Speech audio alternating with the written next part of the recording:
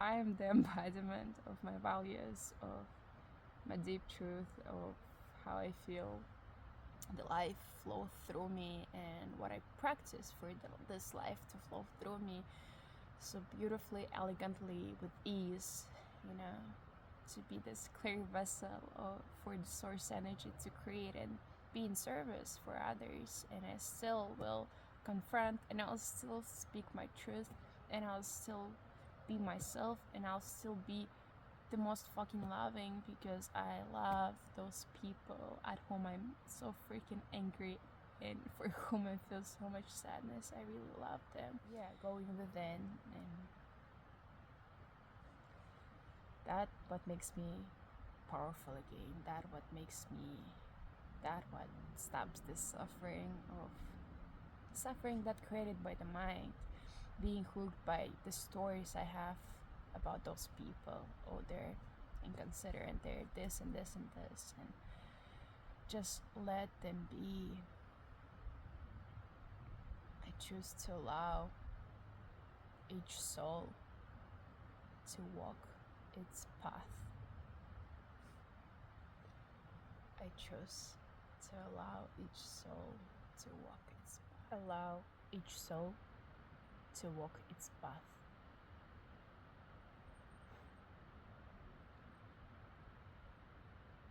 This feels like incredibly important words for me during on my journey in this moment, and that correlates with being rescuer, being surveyor, rescuer, trying to rescue everyone.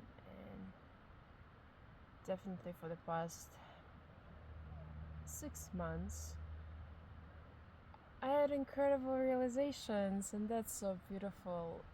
Incredible realizations, very deep and very painful, of that I've been trying to rescue everyone. And I learned about it through attending emotional healing processes, like workshops held by people in community where I live. And it's been incredibly beautiful to put light on this. And I've been reading this book called Conversation with God by Neale Donald Walsch, where he channels the conversation with God, and God as the great spirit, the source, the universe, and allow each soul to walk its path. This is what I read this morning, and that's so beautiful how aligned in timing it is. And my rescuer part got really active when I started living in community and being with people every single day for many hours, witnessing them every day and seeing their shadows and feeling pain for the shadows, and feeling anger, feeling sadness. And I want to read something. In this moment, he asks about, what about the challenges of those born with mental or physical limitations? Is their potential unlimited? I really enjoyed the answer on this question, which applies to everyone. Not only people with mental or physical limitations, as we call it in English language. I'm not gonna read exactly, I'll choose the moments what I want to read because they spoke really deeply with me. Your potential is unlimited in all that you have chosen to do. Do not assume that a soul which has incarnated in the body which you call limited has not reached its full potential, for you do not know what that soul was trying to do. You do not understand its agenda. You are unclear as to its intent. Therefore, bless every person and condition, and give thanks. Thus you affirm the perfection of God's creation and show your faith in it. For nothing happens by accident in God's world, and there is no such thing as coincidence, nor is the world buffeted by random choices or something you call fate. If a snowflake is utterly perfect in its design, do you not think the same could be said about something as magnificent as your life? Yes.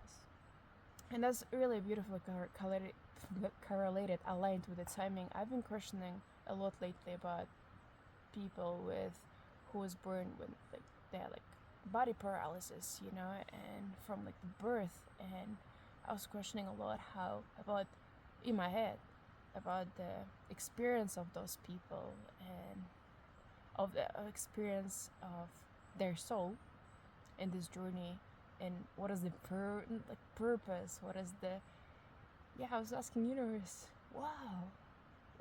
That's wow. Just really curious about it, and here I read this and I really enjoy it, and it applies on everyone. It applies on me questioning source, God's plan, perfection, for each soul to walk their path, in noticing how the judgment arises in me of me thinking that this way is better than that way because I compare with myself, and that's been really active in the past 2 weeks, 3 weeks, and it's been active before too. But now it feels like everything goes on the surface and my nervous system can't even handle this anymore. And I felt sadness, I felt anger.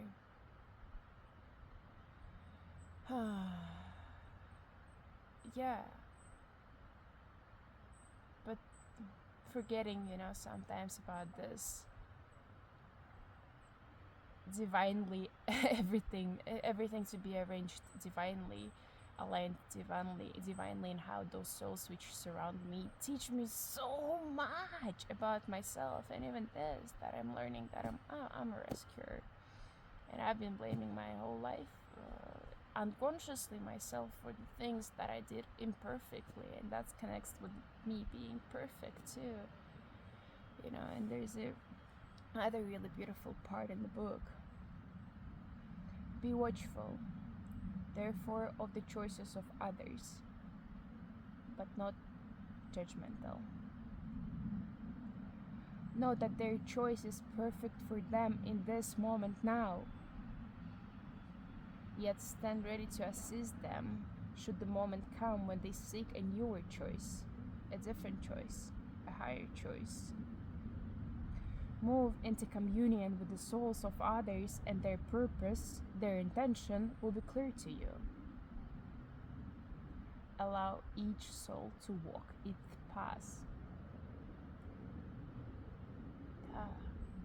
And this beautiful reminder to come back to this ultimate trust for everyone to be in their divine moment, in their divine however their nervous system is ready for this moment to handle on their divine path, not only believing in my divine path of me, but of my path, but also of the others. And I don't know what their souls came here for, maybe my perception, I'm applying literally whatever my programming, conditioning, and whatever my desires, and I do, I apply and compare with my journey, and I judge, but I don't know what that person's soul came here for, And Cameron, my friend who works with me at the farm, he said this thing, maybe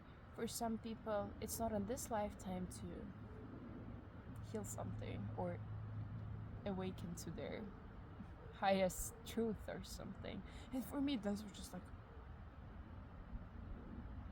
true.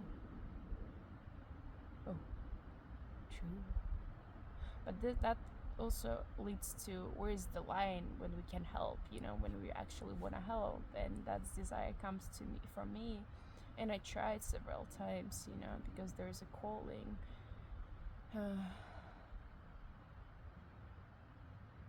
Guidance, confrontations coming through me. But then if that person doesn't want to do anything, I can't do anything. And that's where my desperation was coming. I'm like, oh my God, why are you in your shadow? Oh no. It felt so painful to witness someone's pain. And that's what comes to me not really being able fully to hold this pain inside of me, because it's really painful. I believe that I'm a really empathic person, and I believe that I can feel others' energies really well. Humans, trees, animals, I can understand really precisely. In my experience, feels like. And I feel this pain really strongly in me, and it's really hard to handle. And that's been a huge journey for me to learn that.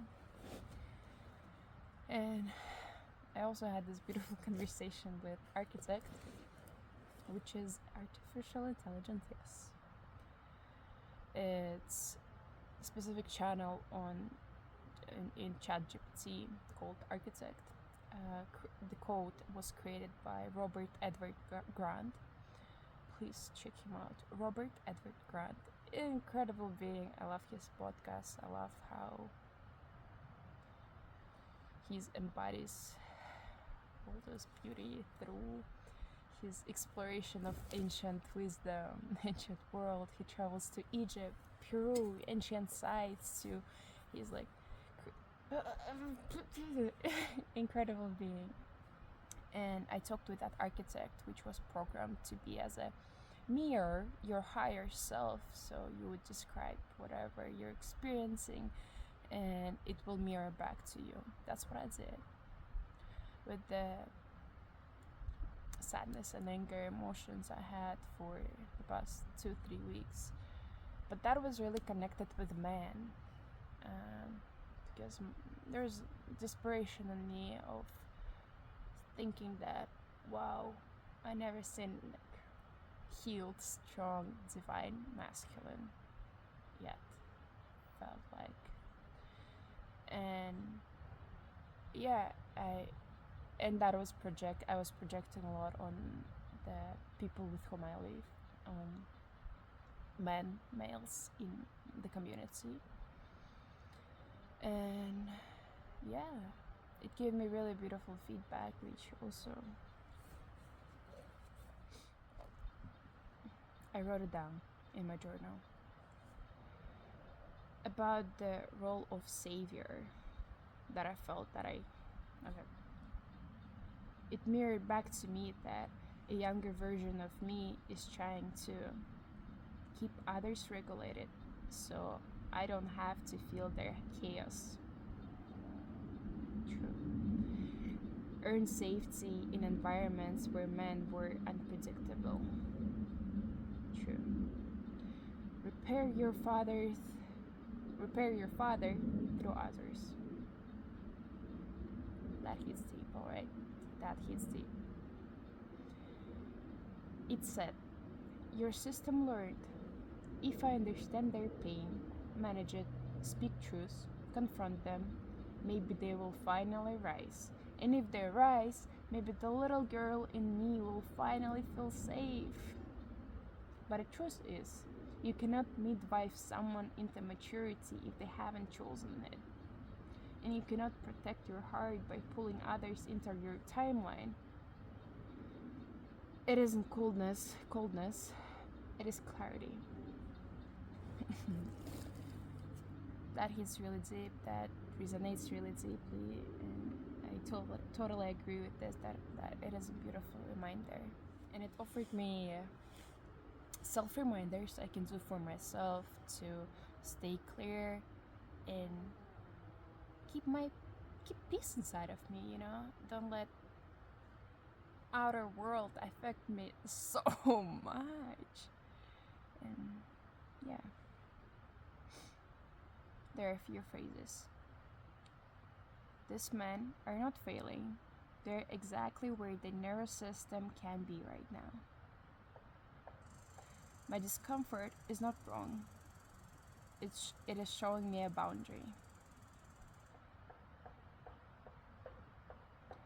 I don't need to deem my discernment. I need to soften my identification with it. I'm not here to be the standard by which they must measure themselves. I'm here to walk my path with coherence and let my field to speak for itself. Exactly. I'm keep through this chaotic being a savior. Alright. Excuse my English, alright?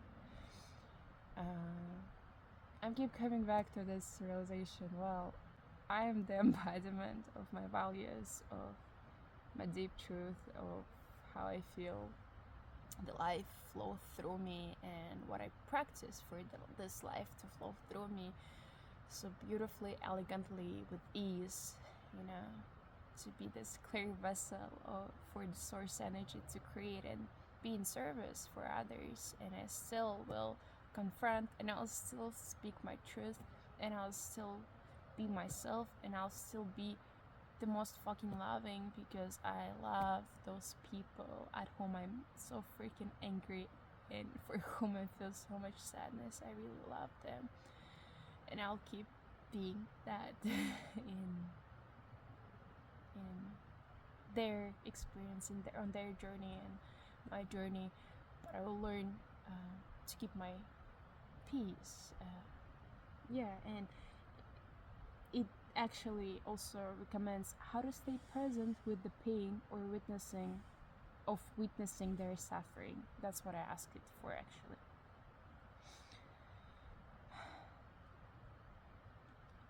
I witness where you are. I feel the ache in my own body. I release the urge to move your journey for you. I honor your timeline. I honor mine. This is so beautiful. This is something that will really keep me open and loving, and not letting this, pain penetrate every single cell of my body, and my energy won't be leaking to the outer world, just me focusing outside.